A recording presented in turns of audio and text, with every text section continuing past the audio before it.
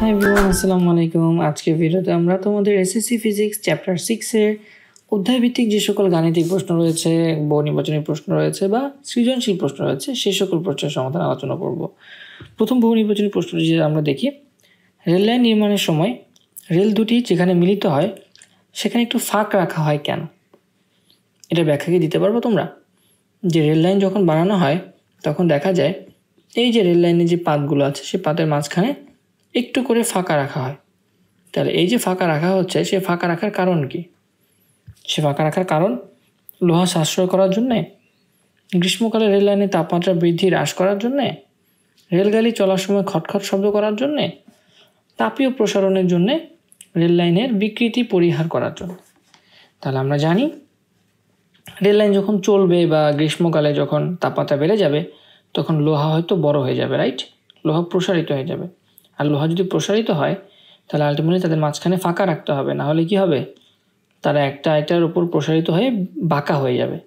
তাহলে আলটিমেটলি এটার অ্যান্সার হবে ঘ, যে আমরা রেল লাইনের বিকৃতি পরিহার করার জন্য আসলে মাঝখানে ফাঁকা রাখি, যাতে যখন গরম হবে তখন এটা ইজিলি প্রসারিত হয়ে তার জায়গাটা দখল করে নিতে পারে। ঠিক আছে?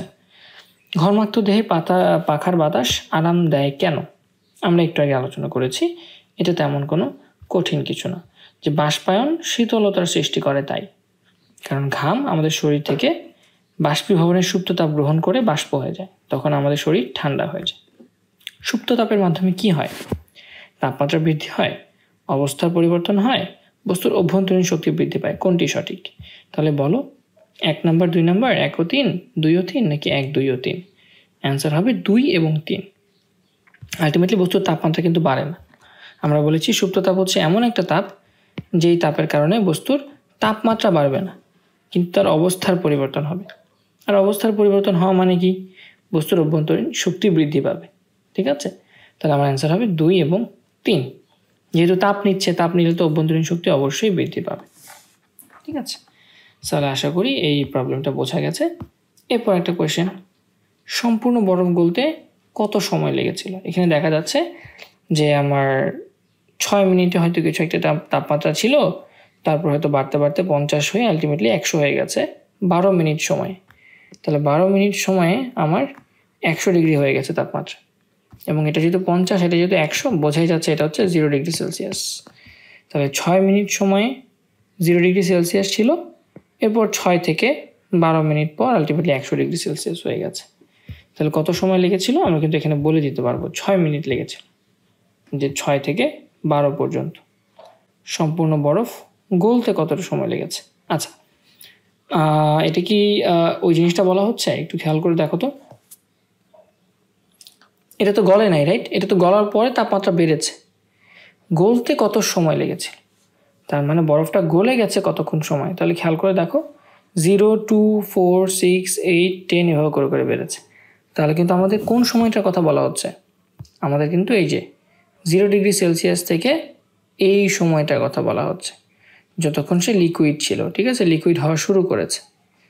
তাহলে কঠিন থেকে লিকুইড হওয়া শুরু করেছে কিন্তু আসলে শুরুর 6 মিনিট সময়। ঠিক আছে? এখানে তো আসলে আলটিমেটলি তাপমাত্রা বেড়েছে, এখানে তো তার অবস্থার পরিবর্তন হয় নাই, গলে নাই। এখানে জাস্ট লিকুইড থেকেই তাপমাত্রা বাড়তে বাড়তে বাড়তে বাড়তে 100 ডিগ্রি হয়েছে। তাহলে গলতে কতটুকু সময় লেগেছে? যতক্ষণ সে স্থির থাকবে, তাপমাত্রা পরিবর্তন করবে না, সেটা হচ্ছে 0 থেকে 6 মিনিট। ঠিক আছে? গলিত পানির তাপমাত্রা স্ফুটনাঙ্কে পৌঁছাতে প্রয়োজনীয় সময় কত মিনিট? তাহলে এই যে গলিত তাপমাত্রা বা গলিত পানি এখন আস্তে আস্তে কি হচ্ছে, এই যে আস্তে আস্তে আস্তে আস্তে সে স্ফুটনাঙ্কে পৌঁছাচ্ছে। এখন এটাতেও সময় লেগেছে কত? 6 থেকে 12, মানে আসলে 2 4 6, এখানেও আসলে তার সময় লেগেছে আমরা বলতে পারি 6 মিনিট। ঠিক আছে? এখন আমরা একটা গাণিতিক প্রশ্ন দেখি। আমাকে বলা হচ্ছে সেলসিয়াস যে থার্মোমিটার প্রবর্তন করেছিলেন সেই থার্মোমিটারের বরফের গলনাঙ্ক ছিল 100 ডিগ্রি সেলসিয়াস, পানির বাষ্পীভবন ছিল 0 ডিগ্রি সেলসিয়াস। তাহলে সেই থার্মোমিটারে কোন তাপমাত্রায় সেলসিয়াস এবং ফারেনহাইট তাপমাত্রা সমান হবে? তাহলে আলটিমেটলি আমরা কিন্তু এই প্রবলেমটার খুব সুন্দরভাবে সমাধান করতে পারবো। আমরা যে স্কেল বা আমরা থার্মোমিটারের বা তাপমাত্রার যে বিভিন্ন স্কেল রয়েছে, স্কেলের সম্পর্কটা জানি, সেই সম্পর্ক দিয়ে কিন্তু চাইলে তুমি এই প্রবলেমটা সমাধান করতে পারো। কিন্তু সমাধান করতে পারলেও একটা প্রবলেম কিন্তু এখানে রয়েই যাবে। একটু খেয়াল করে দেখো, এখানে বলা হচ্ছে গলনাঙ্ক 100 ডিগ্রি সেলসিয়াস। এটা কি কখনো সম্ভব? গলনাঙ্ক তো হয় 0 ডিগ্রি সেলসিয়াস পানির। ইভেন এখানে বলা হচ্ছে বাষ্পীভবন নাকি হয় 0 ডিগ্রি সেলসিয়াস। পানি কি 0 ডিগ্রি সেলসিয়াসে বাষ্প হয়? পানি তো 100 ডিগ্রি সেলসিয়াসে বাষ্প হয়। তাহলে এখানে কিন্তু আমাদের ধর্মটা বা ঘটনাটা উল্টা দেওয়া আছে। তো ঘটনা যদি এরকম দেওয়া থাকতো 0 ডিগ্রি সেলসিয়াস এবং বাষ্পীভবন হয় 100 ডিগ্রি সেলসিয়াস, তাহলে আমাদের ফারেনহাইট এবং সেলসিয়াসের যে সম্পর্ক, সেই সম্পর্কটা আমরা ইউজ করে ফেলতে পারতাম। যে সেলসিয়াসের ক্ষেত্রে আমরা জানি TC minus 0 divided by 100 minus 0। তো এখানে 0 হয় হচ্ছে আমাদের গলনাঙ্ক এবং এটা হচ্ছে স্ফুটনাঙ্ক, এটা হচ্ছে গলনাঙ্ক। ইকুয়ালটা আমরা বলতে পারি টিএফ, ফারেনহাইট যেহেতু নিচ্ছি, ফারেনহাইটের গলনাঙ্ক কত? ফারেনহাইটের গলনাঙ্ক কিন্তু আমরা জানি যে 32, রাইট? এবং ফারেনহাইটের আমার যে স্ফুটনাঙ্ক আছে এবং সেটা কত? সেটা কিন্তু 212 মাইনাস 32। তাহলে এক্ষেত্রে আমাদের ফর্মুলাটা কি ছিল? যেই তাপমাত্রা বের করব মাইনাস আমাদের যেই গলনাঙ্ক রয়েছে সেটা, ডিভাইডেড বাই স্ফুটনাঙ্ক মাইনাস গলনাঙ্ক। কিন্তু এক্ষেত্রে তো আমার সম্পর্কটা উল্টা দেওয়া আছে। 100 ডিগ্রি হচ্ছে গলনাঙ্ক আর স্ফুটনাঙ্ক হচ্ছে 0 ডিগ্রি সেলসিয়াস। তাহলে আমার ফর্মুলাটা চেঞ্জ করে, আমি আর এই ফর্মুলা দিব না, এই ফর্মুলা চেঞ্জ করে আমি কি করব? এরকম একটা ফর্মুলা দিব। খেয়াল করে দেখো জাস্ট কী হচ্ছে, কিছুই না, গলনাঙ্ক স্ফুটনাঙ্কের মধ্যে চেঞ্জ হচ্ছে। আগে যেখানে 0 ডিগ্রি ছিল এটা তো ছিল গলনাঙ্ক, বাট এখন গলনাঙ্ক 100 ডিগ্রি সেলসিয়াস। তাহলে 0 ডিগ্রি জায়গায় আমি 100 ডিগ্রি দেব।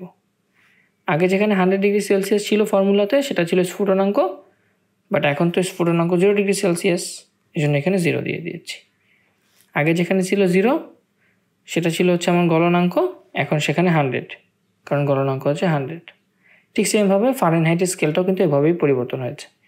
এখানে 32 ছিল যেটা পানির গলনাঙ্ক, বাট এখানে তো 100 ডিগ্রি সেলসিয়াস। তাহলে ফারেনহাইট স্কেলের গলনাঙ্ক কত? ফারেনহাইট স্কেলেও এটা চেঞ্জ হয়ে যাবে। তাহলে 32টা চেঞ্জ হয়ে 212 হয়ে যাবে, আর 212 জায়গায় 32 চলে আসবে। দ্যাট মিনস আমাদের ফর্মুলা সব সেম, জাস্ট সেলসিয়াসে 0 জায়গায় 100 চলে আসছে, 100 জায়গায় 0 চলে আসছে, আর ফারেনহাইটে 32 জায়গায় 212 চলে আসছে, 212 জায়গায় 32 চলে আসছে। জাস্ট এই চেঞ্জটাই আমাদের হয়েছে। সরি, তাহলে এই চেঞ্জটা যদি ধরতে পারি তাহলে আই থিঙ্ক এভাবে করা সম্ভব। এবং আলটিমেটলি বাকি ক্যালকুলেশন তো সহজ, যে টিসি মাইনাস 100, আলটিমেটলি এখানেও আমরা দেখতে পাচ্ছি মাইনাস 100, আর এখানে আছে কত? এখানে 180 মতো আছে। তাহলে মাইনাস 100 বা 180 গুণ করে দিলাম, টিএফ মাইনাস 212 থাকলো, 5/9 টিএফ এত। তাহলে আলটিমেটলি আমরা বলছি যে কোন তাপমাত্রায় সেলসিয়াস ফারেনহাইট সমান, তাহলে টিসি আর টিএফ কিন্তু সমান। তাহলে টিসি আর টিএফকে আমরা সমান ধরবো। তাহলে 9টা টিসি 5টা টিসি বিয়োগ করলে 4টা টিসি, আমরা যেটা পাচ্ছি সেটা হচ্ছে মাইনাস 40 ডিগ্রি সেলসিয়াস। তাহলে মাইনাস 40 ডিগ্রি সেলসিয়াস তাপমাত্রায় কিন্তু আমার সেলসিয়াস এবং ফারেনহাইট এই দুই স্কেলের তাপমাত্রা কিন্তু সেম হবে। ঠিক আছে, দুই স্কেলেই, এক স্কেলে যেটা মাইনাস 40 ডিগ্রি সেলসিয়াস, ফারেনহাইট স্কেলে সেটা মাইনাস 40 ডিগ্রি ফারেনহাইট। ঠিক আছে, কোনো একটা বস্তুর তাপমাত্রা ধরো তুমি মাপলা, সেটা পেলা হচ্ছে ডিগ্রি সেলসিয়াসে মাইনাস 40 ডিগ্রি সেলসিয়াস। এখন তুমি যদি এটাকে ফারেনহাইটে মাপো তাহলেও পাবো মাইনাস 40 ডিগ্রি ফারেনহাইট। তার মানে মানটা সমান হচ্ছে, দুই স্কেলেই এই বস্তুর তাপমাত্রা কী হচ্ছে? সমান হচ্ছে। নেক্সট প্রবলেম, আমাদের এখানে ঘনত্ব দেওয়া আছে, বলা হচ্ছে কোন তাপমাত্রায় সোনার ঘনত্ব কমে বা এত% কমে যাবে।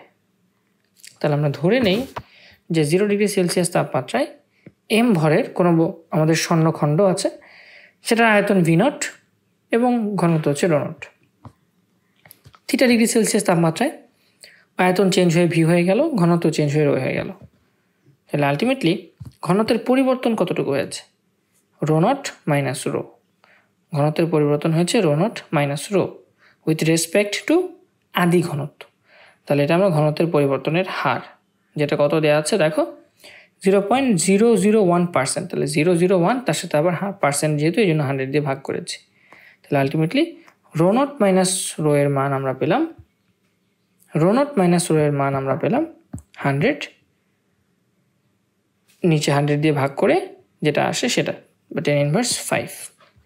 এখন জাস্ট কিছুই না, সিম্পলি এই ইকুয়েশন থেকে rho naught minus rho equal to 10⁻5 into rho not.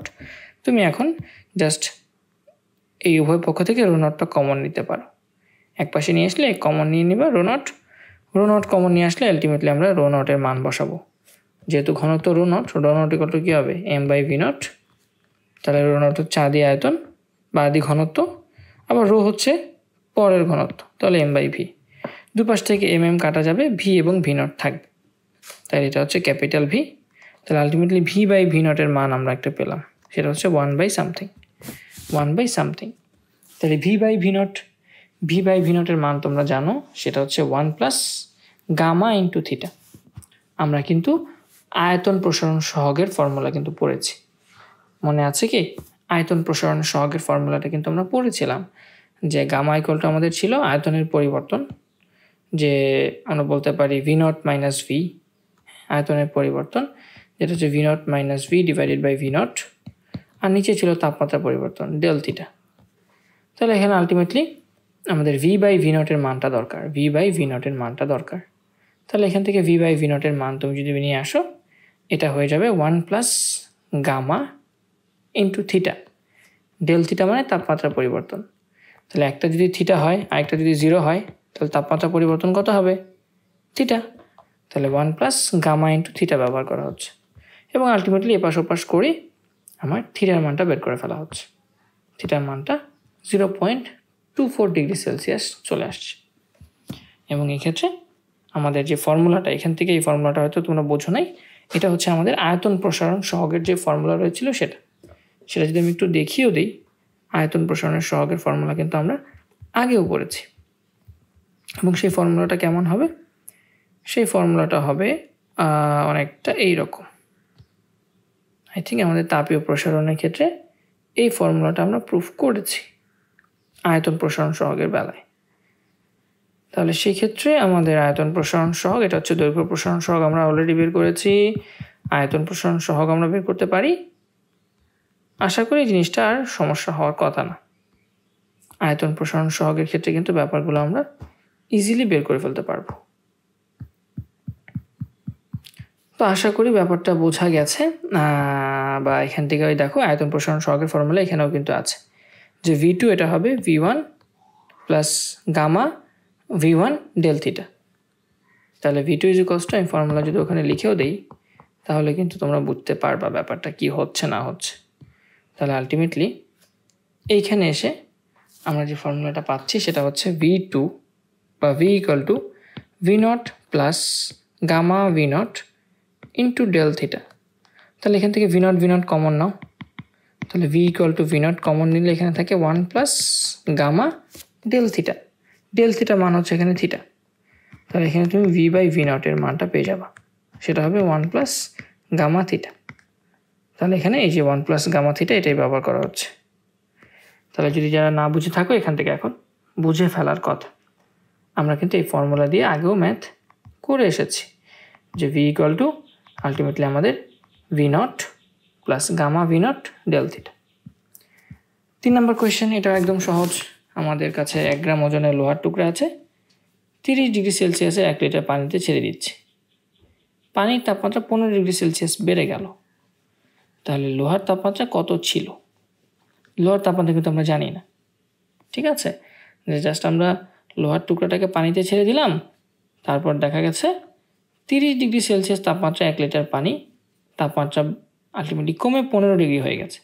তাহলে পানির তাপমাত্রা কমে গেছে মানে কি? পানি আসলে লোহাকে তাপ দিয়ে দিয়েছে, রাইট? তাহলে আমরা লোহার ভর চিন্তা করলাম গ্রাম, সেখান থেকে কেজিতে নিয়ে গেলাম। পানির ভর সেটাকে আমরা 1 লিটার বা 1 কেজি বলতে পারি, একই কথা। লোহার আপেক্ষিক তাপ S1, এটা হচ্ছে জানা বা তোমরা কোশ্চেনে দেওয়া থাকবে, ঠিক আছে? Joule per kg per kelvin.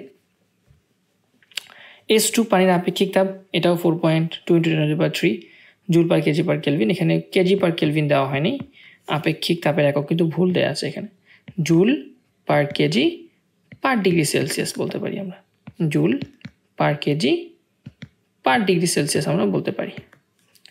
তাহলে লোহার আপেক্ষিক তাপ, পানির আপেক্ষিক তাপ জানি। লোহা যতটুকু তাপ হারাবে, পানি ঠিক ততটুকু তাপ গ্রহণ করবে, রাইট? কাজেই লোহার চূড়ান্ত তাপমাত্রা 45 ডিগ্রি হলে আগের তাপমাত্রা টি কত, ঠিক আছে। আচ্ছা, এইখান থেকে আই থিঙ্ক ব্যাপারটা হচ্ছে আমাদের এখানে একটু অন্যরকম আছে, কোয়েশ্চেনটাতে একটু ভুল আছে, যে আমার লোহাটা পানিতে ছেড়ে দেওয়া হয়েছে এবং আলটিমেটলি পানির তাপমাত্রা কী হয়েছে, 15 ডিগ্রি সেলসিয়াস তাপমাত্রা বেড়ে গেছে। তাহলে আলটিমেটলি আমাদের কোয়েশ্চেনটা ছিল বা এরকম ছিল, পানির তাপমাত্রা 30 ডিগ্রি, সেখান থেকে 15 ডিগ্রি বেড়ে গেছে। তাহলে বেড়ে যাওয়া মানে কি? পানির তাপমাত্রা বেড়ে গেছে। কীভাবে বেড়ে যাওয়া সম্ভব? অবশ্যই লোহা সেই তাপ দিয়ে দিয়েছিল, ঠিক আছে। তাহলে আলটিমেটলি পানির তাপমাত্রা বেড়ে কত হবে? 45 ডিগ্রি। এবং লোহার তাপমাত্রাও কিন্তু 45 ডিগ্রি হবে, কারণ লোহাটাকে পানির মধ্যে ফেলে দেওয়া হয়েছে। তাহলে পানির মধ্যে ফেলে দিলে যতক্ষণ না পর্যন্ত দুইজনের তাপমাত্রা সেম হবে ততক্ষণ পর্যন্ত আমার তাপের একটা প্রবাহ বা ফ্লো পাওয়া যাবে। তাহলে আমরা বলতে পারি, যেহেতু পানির তাপমাত্রা 15 ডিগ্রি বেড়ে গেছে, আগে ছিল 30 ডিগ্রি, 15 ডিগ্রি বেড়ে যাওয়ার ফলে 45 ডিগ্রি সেলসিয়াস হয়ে গেছে। এবং এটা কিন্তু লোহারও তাপমাত্রা, পানিরও তাপমাত্রা। তাহলে লোহা কতটুকু তাপমাত্রা ছাড়বে? সেটা হবে M1S1 T-45। ধরে নেই লোহার তাপমাত্রা আগে ছিল টি, সে ছেড়ে কমে গেছে, 45 ডিগ্রি হয়ে গেছে। আর পানি কি করেছে? M1S2 × 45 - 30। পানির তাপমাত্রা কতটুকু বেড়েছে সেটা। তাহলে লোহা যতটুকু তাপ ছেড়েছে, পানি ঠিক ততটুকু তাপ গ্রহণ করেছে। তাহলে এটা M2 হবে, যেহেতু পানির ভর আমরা চিন্তা করছি। এবং বাকি ক্যালকুলেশন আসলে একদমই সহজ, জাস্ট এখানে টি এর মানটা চলে আসবে। যেহেতু টি হচ্ছে আননোন, বাকি সবই তুমি জানো। টি এর মান আসতেছে 140045 ডিগ্রি সেলসিয়াস। তাহলে লোহার তাপমাত্রা কিন্তু অনেক অনেক বেশি ছিল। এখন আমরা একটা কোশ্চেন দেখতে পারি, 0 ডিগ্রি সেলসিয়াসের 1 গ্রাম বরফ প্রতি সেকেন্ডে 10 জুল করে তাপ প্রদান করা হলে কতক্ষণ পর পুরোটি বাষ্পীভূত হবে? তাহলে আমার বরফটা কখন বাষ্প হয়ে যাবে? তাহলে সেক্ষেত্রে দেখো, বরফের ভর দেওয়া আছে 1 গ্রাম, গলনের সুপ্ত তাপ আমরা জানি, ঠিক আছে, 334,000 joule per kg per kelvin, হ্যাঁ, বা জুল পার কেজি, বাট এক্ষেত্রে কিলো জুল দেওয়া হচ্ছে, তো এটা একটু মুখস্থ রাখতে হবে। হ্যাঁ, বরফের সুপ্ত তাপ, এটা একটু মুখস্থ রাখতে হবে, বা 334,000 জুল পার কেজি। পানির বাষ্পীভবনের তাপমাত্রা আমরা জানি 100 ডিগ্রি সেলসিয়াসে পানি বাষ্প হয়, এবং বরফের তাপমাত্রা কত ডিগ্রি দেওয়া আছে দেখো, 0 ডিগ্রি সেলসিয়াস ইনিশিয়াল। তাহলে পানির বাষ্পীভবনের তাপমাত্রা হচ্ছে 100 ডিগ্রি সেলসিয়াস। আর এই বাষ্পীভবনের আবার আপেক্ষিক তাপ আছে, সেটা হচ্ছে 2268 কিলো জুল পার কেজি, বা এটাকে বলতে পারি 2268,000 জুল পার কেজি। তাহলে আলটিমেটলি বরফ কি হচ্ছে? বাষ্পীভূত হতে হবে। তাহলে বরফ প্রথমে 0 ডিগ্রি সেলসিয়াসের আইস থেকে, আমরা যদি এখানে একটু লিখে দিই, 0 ডিগ্রি সেলসিয়াসের আইস থেকে 0 ডিগ্রি সেলসিয়াসের ওয়াটার হবে। তাহলে এখানে সুপ্ততাপ গ্রহণ করবে, ঠিক আছে, গলনের সুপ্ততাপ। তারপর সেই 0 ডিগ্রি সেলসিয়াসের ওয়াটার আলটিমেটলি 100 ডিগ্রি সেলসিয়াসে যাবে, 100 ডিগ্রি সেলসিয়াসের ওয়াটার হবে। তারপর সেই 100 ডিগ্রি সেলসিয়াসের ওয়াটার আবার 100 ডিগ্রি সেলসিয়াসের তোমার গ্যাস হয়ে যাবে বা ভ্যাপর হয়ে যাবে, এবং এক্ষেত্রে সে গলনের সুপ্ত তাপ গ্রহণ করবে। তাহলে এখানে মূলত 3টা ঘটনা ঘটতেছে আমরা দেখতে পাচ্ছি। তাহলে তাপ প্রদান করা হলে বরফ প্রথমে সুপ্ত তাপ গ্রহণ করে পানিতে পরিণত হবে, তারপর তাপ গ্রহণ করে 100 ডিগ্রি সেলসিয়াসে গিয়ে বাষ্পীভবনের সুপ্ত তাপ গ্রহণ করে বাষ্পীভূত হবে। 3টা ঘটনা ঘটতেছে। তাহলে আমরা কিউ এর মান কত হবে সেটা লিখে ফেললাম। MLF গলনের সুপ্ত তাপ, MS ডেল থিটা তাপমাত্রা বৃদ্ধির জন্য যে তাপ, MLV বাষ্পীভবন বা ভ্যাপোরের জন্য যে সুপ্ত তাপ।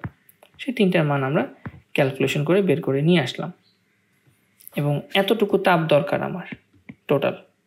তাহলে প্রতি সেকেন্ডে যদি 10 জুল করে তাপ দেয়, তাহলে কত সময় দরকার আমাদের কত সময় দরকার একটু খেয়াল করে দেখি আমরা। আমাদের আসতেছে এখানে আসলে 754 আসবে না, এখানে আসবে হচ্ছে 3022 জুল, ঠিক আছে। তাহলে 3022 জুল শক্তি আমাদের প্রয়োজন বরফকে বাষ্প করতে। আর প্রতি সেকেন্ডে যদি যেহেতু 10 জুল করে তাপ প্রদান করা হচ্ছে, কতক্ষণ সময় লাগবে 3022 জুল হতে? 3022কে সময় দিয়ে বা প্রতি সেকেন্ডে যত জুল করে শক্তি যায় সেটা দিয়ে ভাগ করি, তাহলেই টোটাল কত সেকেন্ড লাগবে সেটা পেয়ে যাব। বা চিন্তা করতে পারো 302.2 সেকেন্ড আমি 10 জুল করে দিচ্ছি, তাহলে কত জুল আসবে টোটাল? 3022 জুল। তাহলে এইভাবে এই পরিমাণ শক্তি দিলেই, তাপ শক্তি প্রদান করলে আলটিমেটলি আমার পুরো বরফটা বাষ্প হয়ে যাবে। 5 নম্বর কোয়েশ্চেন, নিচ্ছিদ্র সিলিন্ডারে আবদ্ধ গ্যাসের তাপমাত্রা 30 ডিগ্রি থেকে বাড়িয়ে 100 ডিগ্রি করা হচ্ছে, তাহলে গ্যাসের চাপ কত শতাংশ বেড়ে যাবে? আমি তাপমাত্রা বাড়াচ্ছি, চাপ কতটুকু বেড়ে যাবে? দেয়া আছে তাপমাত্রা T1 T2, T1 হচ্ছে 30, T2 হচ্ছে 100 ডিগ্রি সেলসিয়াস। আমরা জানি নির্দিষ্ট পরিমাণ গ্যাসের জন্য বা স্থির আয়তনে P সমানুপাতিক T। কেন P সমানুপাতিক T? আমরা কিন্তু একটা ফর্মুলা জানি, সেটা হচ্ছে PV = nRT, রাইট? তাহলে এখান থেকে কিন্তু আসলে P আর T এর মাঝখানে কিন্তু সম্পর্ক বোঝাই যাচ্ছে। তোমার V যদি কনস্ট্যান্ট হয়, N তো কনস্ট্যান্ট মোল সংখ্যা, গ্যাসের মোল সংখ্যা চেঞ্জ হয় না, আর এটা একটা ধ্রুবক, এটাও চেঞ্জ হয় না। তাহলে VNR যদি কনস্ট্যান্ট হয় বা স্থির আয়তন হয়, তাহলে আমি কিন্তু বলতে পারবো চাপ হচ্ছে তাপমাত্রার সাথে সমানুপাতিক, P সমানুপাতিক T। তাহলে আমরা বলতে পারি P1/T1 = P2/T2। আমার কাছে T1 T2 আছে, আমাকে P এর কতটুকু চেঞ্জ হবে সেটা বের করতে হবে, তার মানে আমার ডেল্টা P বের করতে হবে। তাহলে এখান থেকে আমি জাস্ট সিম্পলি P2/P1 সমান লিখতে পারি T2/T1। তারপর জাস্ট আমি যদি P2 - P1 / P1 বা চাপের পরিবর্তনের পার্সেন্টেজটা নেই, সেটা কত হবে? তাপমাত্রার পরিবর্তনের পার্সেন্টেজের সমান। বোঝাই যাচ্ছে এখান থেকে, এটা দিয়েও চাইলে তুমি এই কোশ্চেনটা নিয়ে আসতে পারো। চাপের সাথে যেহেতু তাপমাত্রা সমানুপাতিক, তাহলে চাপের পরিবর্তনের সাথেও তাপমাত্রার পরিবর্তন সমানুপাতিক হবে। তাহলে চাপের পরিবর্তনের হার সমান তাপমাত্রা পরিবর্তনের হার, তাপমাত্রা পরিবর্তন / আদি তাপমাত্রা ইন্টু 100%। আমি হার নিতে চাচ্ছি, তাহলে সেক্ষেত্রে তাপমাত্রা পরিবর্তন নিলাম, আদি তাপমাত্রা নিলাম, 100% দিলাম, 23.1% চলে আসলো। তাহলে এটাই হচ্ছে আমাদের চাপের পরিবর্তনের হার। এই ব্যাপারটা কি বোঝা গেছে যে আমরা এটা কিভাবে আনলাম? এটা কিন্তু আসলে এই যে P সমানুপাতিক T এই সম্পর্ক থেকেই আনছি।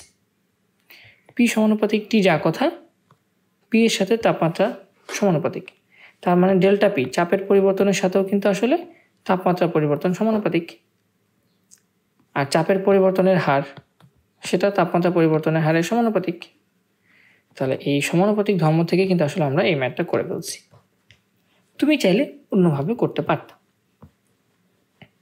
আচ্ছা, এখানে দুইটা বৈদ্যুতিক খুঁটি বলা হচ্ছে, তাদের মাঝখানে দূরত্ব দেওয়া আছে এবং খুঁটির দুটির সাথে একটা তামার তার লাগানো হয়েছে, সংযোগ করা হয়েছে। ওই দিন বায়ুর তাপমাত্রা কত ছিল সেটাও বলা আছে, 30 ডিগ্রি সেলসিয়াস। বলা হচ্ছে তামার দৈর্ঘ্য প্রসারণ সহগ বা আলফার মানটা দেওয়া আছে তামার জন্য। আর শীতকালে যেদিন বায়ুর তাপমাত্রা 4 ডিগ্রি সেলসিয়াস, সেদিন তারটি ছিঁড়ে গেল। তাহলে কোনো একটা সময় শীতকাল আসছে এবং শীতকালে তাপমাত্রা 4 ডিগ্রি সেলসিয়াস হয়ে গেছে, তারপর তারটা ছিঁড়ে গেছে। কিছু কোয়েশ্চেন আছে, সেই কোয়েশ্চেনের আনসারগুলো আমরা ডাউন দ্য লাইন সলভ করব। ত্রৈধ বিন্দুর সংজ্ঞা দাও। আমরা জানি যেই নির্দিষ্ট তাপমাত্রায় ও চাপে পানি, কঠিন, তরল ও জলীয় বাষ্প তিনটা অবস্থায় একসাথে থাকে, একই সাথে থাকে, সেটাকে আসলে বলা হয় পানির ত্রৈধ বিন্দু। ঠিক আছে। খ নম্বর কোয়েশ্চেন, দুটি বস্তুর তাপ সমান হলেও তাপমাত্রা ভিন্ন হতে পারে কি? ব্যাখ্যা করো। অবশ্যই ভিন্ন হতে পারে, কারণ আমরা জানি যে দুটো বস্তুর মধ্যে তুমি সমান পরিমাণ তাপ দিলা, চিন্তা করো। ঠিক আছে, কেমন হতে পারে? ধরো এরকম হতে পারে যে আমরা এভাবেও, এখানেও সলিউশন বলা আছে, বাট আমরা একটু চিন্তা করতে পারি যে তোমার কাছে একটা ছোট তামার একটা লোহার বস্তু আছে আর একটা বড় লোহার বস্তু আছে।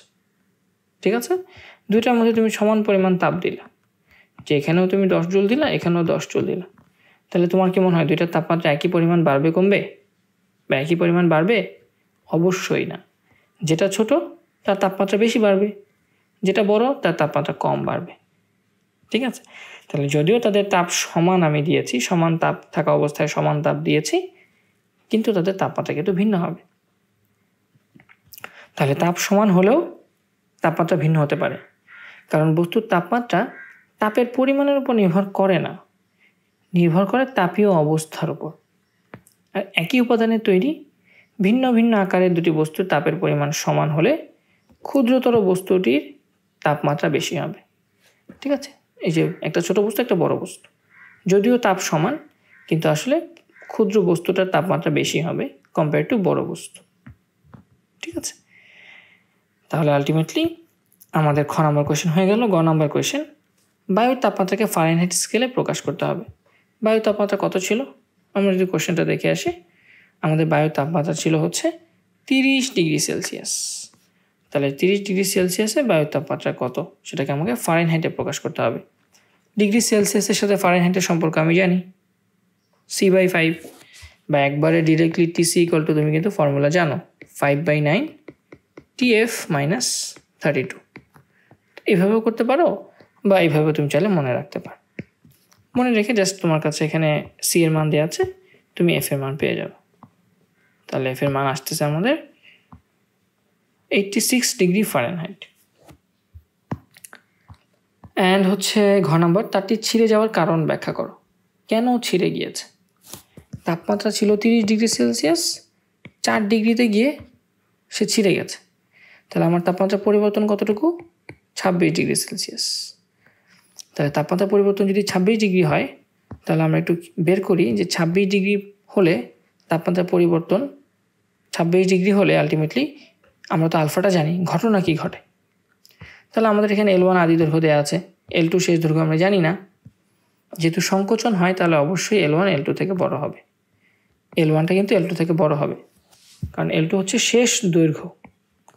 তাহলে যেহেতু সংকোচন হচ্ছে তাপমাত্রা কমে যাওয়ার কারণে, তাহলে অবশ্যই আদি দৈর্ঘ্যটা বড় হবে ফাইনাল দৈর্ঘ্য থেকে। তাহলে আমি কি করতেছি, উপরে L1 - L2 নিচ্ছি, দৈর্ঘ্যের পরিবর্তন নিচ্ছি, এবং নিচে আদি দৈর্ঘ্য ইন্টু T1 - T2 নিচ্ছি। তাহলে সেক্ষেত্রে আমাদের আলফাটাও আমাদের জানা আছে, তামার দৈর্ঘ্য প্রসারণ সহগ। তাহলে মানগুলো বসিয়ে আমরা L2 পেলাম, এবং আমরা দেখতে পাচ্ছি L2-র মান 29.99 মিটার চলে আসতেছে। ঠিক আছে, তাহলে আমার আদি দৈর্ঘ্য ছিল 30.001 মিটার, এবং আলটিমেটলি আমার L2 যেটা সেটা হয়ে যাচ্ছে 29.99 মিটার। তাহলে এখান থেকে আমরা কি বলতে পারি, যেহেতু সংকোচনের পর তারের নতুন দৈর্ঘ্য 29.99 মিটার, যা খুঁটিদ্বয়ের দূরত্বের চেয়ে কম। খুঁটিদ্বয়ের দূরত্ব কিন্তু অনেক বেশি, রাইট? খুঁটির দূরত্ব হচ্ছে 30.001 মিটার, দুইটা খুঁটির মাঝখানে যে দূরত্ব আছে সেটা। তাহলে খুঁটির দূরত্ব পর্যন্ত যাচ্ছেই না, আগেই শেষ হয়ে যাচ্ছে। ঠিক আছে, আমার তারের দৈর্ঘ্য কমে যাচ্ছে। তাহলে অবশ্যই টানের কারণে কি হবে, তারটা ছিঁড়ে যাবে। দৈর্ঘ্য হওয়ার কথা ছিল কমে 29.99 মিটার, কিন্তু আমাদের মাঝখানে গ্যাপই তো হচ্ছে 30 মিটার, 30 মিটার থেকে বেশি। তাহলে এই দুইটা পিলার, তার মাঝখানে গ্যাপই হচ্ছে 30 মিটার, কিন্তু আমি দেখতে পাচ্ছি তার সংকুচিত হয়ে যাচ্ছে 29 মিটার, ছোট। তাহলে অবশ্যই সংকুচিত হওয়ার কারণে অতিরিক্ত টান সৃষ্টি হবে, এবং যার কারণে আমার তারটা ছিঁড়ে যাবে। 2 নম্বর কোয়েশ্চেন, দুইটা ধাতব দণ্ড আছে, একটা দৈর্ঘ্য 6 মিটার এবং দুইটার দৈর্ঘ্য 6 মিটার, একটা তাপমাত্রা 30 ডিগ্রি সেলসিয়াস আর একটা 80 ডিগ্রি সেলসিয়াস। বলা হচ্ছে 30 ডিগ্রি থেকে বাড়িয়ে দুইটা দৈর্ঘ্য 6 মিটার ছিল, আমি একটা তাপমাত্রা 30 ডিগ্রি থেকে বাড়িয়ে 80 ডিগ্রি সেলসিয়াস করে ফেলছি, এবং যার কারণে দৈর্ঘ্য বৃদ্ধি পেয়ে 6.0051 মিটার হয়ে গেল। তাহলে আদি দৈর্ঘ্য শেষ দৈর্ঘ্য দেওয়া আছে, তাপমাত্রা কতটুকু বাড়িয়েছি সেটাও দেওয়া আছে। অপর ধাতব দণ্ডের তাপমাত্রা 20 ডিগ্রি থেকে বাড়িয়ে 60 ডিগ্রি করা হয়েছে।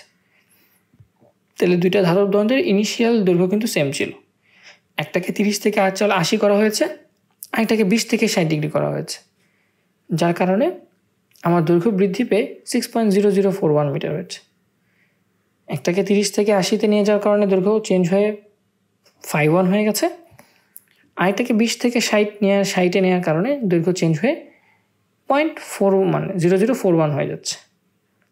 তাহলে দৈর্ঘ্য প্রসারণ গুণাঙ্ক ক্ষেত্রে বিটা এবং আয়তন প্রসারণ গুণাঙ্ক এগুলো বের করো, বা দৈর্ঘ্য প্রসারণ গুণাঙ্ক আলফা, ক্ষেত্র প্রসারণ গুণাঙ্ক বিটা এবং আয়তন প্রসারণ গুণাঙ্ক হচ্ছে গামা। এখানে ওয়াই দিয়ে বোঝানো হচ্ছে, এটা গামা দিয়ে রিপ্রেজেন্ট করা যায়। কিছু কোয়েশ্চেন আছে, সেই কোয়েশ্চেনগুলো আনসার আমরা দেখব। দুটি বস্তুর মধ্যে তাপের আদান প্রদান কিসের উপর নির্ভর করে? আমরা জানি তাপের আদান প্রদান নির্ভর করে তাপমাত্রার পার্থক্যের উপর। হাই টেম্পারেচার থেকে আমরা জানি লো টেম্পারেচারের দিকে কি হয়, আমাদের তাপ ফ্লো করে, রাইট? লো টেম্পারেচারের দিকে তাপ ফ্লো করে। তাপ ও তাপমাত্রার স্কেলের তাপ ও তাপের, এখানে কোশ্চেনটা হয়তো উঠানো হয়নি ঠিক মতো। তাপমাত্রা ও তাপ কেন ভিন্ন লিখো? আচ্ছা, ঠিক মতোই উঠানো হয়েছে। তাহলে তাপমাত্রা তাপ কেন ভিন্ন? তাপ হচ্ছে একটা শক্তি, আর তাপমাত্রা হচ্ছে একটা অবস্থান যার উপর ডিপেন্ড করে তাপের ফ্লো ডিপেন্ড করে, যে তাপ কোন দিকে ফ্লো করবে। তাহলে পদার্থের অণুগুলোর কম্পন বা গতির কারণে যে শক্তি উৎপন্ন হয় তাকে আমরা তাপ বলি। প্রত্যেকটা অণুগুলোর নিজস্ব কম্পন বা গতির কারণে যে শক্তি, সেটাকে আমরা তাপ বলতেছি। আর তাপমাত্রা হচ্ছে সে তাপীয় অঙ্ক নির্ধারণ করে একটা বস্তু অন্য বস্তুর সংস্পর্শে আসলে তাপ দেবে নাকি নেবে, তাপ দেবে নাকি তাপ নেবে, এটা হচ্ছে তাপমাত্রা ঠিক করে দেয়। তাহলে তাপমাত্রা হচ্ছে একটা, আমরা বলতে পারি একটা তাপীয় অঙ্ক, ঠিক আছে? তাপীয় অঙ্ক বা তাপীয় একটা মান, যেটা ডিপেন্ড করে বা যেটা নির্ধারণ করে বস্তু আসলে অন্য কোনো বস্তুর সংস্পর্শে আসলে তাপ দিবে নাকি তাপ নিয়ে নেবে। অণুর মধ্যকার তাপশক্তি প্রবাহটা তাপের পরিমাণের উপর নির্ভর করে না। তাহলে অণুর মধ্যে যে তাপশক্তি রয়েছে এবং তাপশক্তির যে ফ্লো হবে, সেই ফ্লোটা কিন্তু তাপের পরিমাণের উপর নির্ভর করে না, এটা নির্ভর করে তাপমাত্রার উপর। তাই তাপ এবং তাপমাত্রা কিন্তু দুটো ভিন্ন জিনিস। তাই তাপমাত্রা হচ্ছে একটা অবস্থা বা একটা মান, যেটা আমাদের নির্ধারণ করে তাপ কোন দিকে ফ্লো হবে, আর বস্তুটাকে তাপ দেবে নাকি তাপ নেবে। তাহলে অবশ্যই দুটো জিনিস ভিন্ন ভিন্ন। এখানে একটা কোয়েশ্চেন, ধাতব দণ্ডের তাপমাত্রা 80 ডিগ্রি সেলসিয়াস হলে সেটি কেলভিন স্কেলে কত? এটা আসলে না পারার কোনো কথাই না। তা আমাদের ডিগ্রি সেলসিয়াসে দেওয়া আছে, আমাদের কেলভিনে নিয়ে যেতে হবে। ডিগ্রি সেলসিয়াসের সাথে কেলভিনের সম্পর্ক আমরা একদমই স্ট্রেট ফরওয়ার্ডলি জানি। জাস্ট এখানে মানটা বসায় দিলে হয়ে যাবে, সেটা হচ্ছে 353.15 kelvin. Finally last but not the least, একদমই সহজ, গাণিতিক ব্যাখ্যা সহ দণ্ড দুটির উপাদান সম্পর্কে মন্তব্য করো। তাহলে এই যে দুইটা দণ্ড, যাদের দৈর্ঘ্য ছিল 6 মিটার, যাদেরকে একটাকে 20 থেকে 80 30 ডিগ্রি থেকে 80 ডিগ্রি করা হয়েছে তাপমাত্রা, এবং তার চেঞ্জটা দেখা হয়েছে, এবং আরেকটাকে 20 থেকে 60 ডিগ্রি করা হয়েছে এবং তার চেঞ্জটা দেখা হয়েছে। তাহলে বলা হচ্ছে তাদের উপাদানের মধ্যে কী সাদৃশ্য কী বৈসাদৃশ্য রয়েছে, এটা একটু মন্তব্য করো। তাহলে তাদের আদি দৈর্ঘ্য 6 মিটার, তার ধাতব দণ্ডের তাপমাত্রা T1 30 ডিগ্রি ছিল, সেটা পরিবর্তিত হয়ে 80 ডিগ্রি হয়ে গিয়েছিল। তাহলে পরিবর্তিত দৈর্ঘ্য কত সেটাও দেওয়া আছে, 6.00051। আবার দ্বিতীয় দণ্ডের তাপমাত্রা T3 20 ডিগ্রি ছিল, সেখান থেকে তাপমাত্রা হয়ে আমি 6 ডিগ্রি করলাম বাড়িয়ে T3 থেকে T4, এবং আলটিমেটলি পরিবর্তিত হয়ে দৈর্ঘ্য পরিবর্তন হয় কতটুকু হলো সেটাও দেওয়া আছে। তাহলে আমরা চাইলে এই প্রথম বস্তুর বা প্রথম দণ্ডের দৈর্ঘ্য প্রসারণ সহগ আলফাটা বের করতে পারি, যে উপরে দৈর্ঘ্যের পরিবর্তন ডিভাইডেড বাই আদি দৈর্ঘ্য, নিচে তাপমাত্রা পরিবর্তন, সেটা মান পাচ্ছি 17 × 10⁻⁶। এবং এটা একক কী হবে তোমরা কিন্তু নিজেরাই বলতে পারতেছো, পার কেলভিন, রাইট? ঠিক সেমভাবে দ্বিতীয় দণ্ডেরও আমরা দৈর্ঘ্য প্রসারণ বের করি সহগ, দেখতে পাচ্ছি সেটার ক্ষেত্রেও মান আসে 1.7 × 10⁻⁵ পার কেলভিন। তাহলে খেয়াল করে দেখো এই দুটো মান কিন্তু আসলে সেম,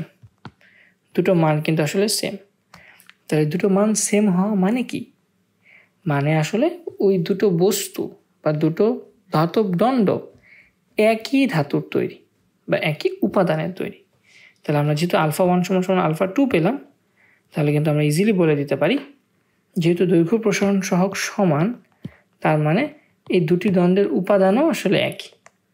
আর তোমরা চাইলে আরেকটা কাজ করে ফেলতে পারো, যে তুমি চাইলে ওই আমাদের যেই ক্ষেত্রফল প্রসারণ সহগ ছিল বিটা, সেই বিটার মানটাও বের করে ফেলতে পারো, যে বিটা = 2α, যে একটার জন্য বিটা 1 বের করলাম, একটার জন্য বিটা 2 বের করলাম, সেটাও কিন্তু আসলে দেখবা সেমই আসবে, কারণ যেহেতু আলফা সেম, সো 2 দিয়ে গুণ করলে বিটাটাও সেম আসবে। আবার তুমি চাইলে Γ1 আয়তন প্রসারণ সহগ দিয়েও আয়তন প্রসারণ সহগের মানগুলো আলাদা আলাদা করে বের করে দেখাই দিতে পারতাম। এবং এক্ষেত্রেও দেখো আয়তন প্রসারণ সহগ তো গামার আলফার উপরেই ডিপেন্ড করে, তাহলে তুমি যাই করো না কেন আয়তন প্রসারণ সহগও সেম থাকবে। তাহলে দৈর্ঘ্য প্রসারণ সহগ সেম, ক্ষেত্রফল প্রসারণ সহগ সেম, আয়তন প্রসারণ সহগ এটাও সেম। তার মানে আমরা বলতে পারি সেই দুইটা ধাতব দণ্ড আসলে একই উপাদানে তৈরি ছিল। তো আশা করি প্রবলেমগুলো একদমই বোঝা হয়ে গেছে। বাসায় নিজেরা একটু প্র্যাকটিস করবা, একটু দেখবা, একটু চ্যাপ্টারটা ভালো করে পড়বা, A to Z রিডিং পড়বা একবার হলেও, তাহলে দেখবা আর কোনো সমস্যা হবে না। তো আশা করি চ্যাপ্টারটা বোঝা গেছে। সামনের চ্যাপ্টার দেখার জন্য আমন্ত্রণ জানিয়ে আজকের মতো বিদায় নিচ্ছি। আসসালামু আলাইকুম।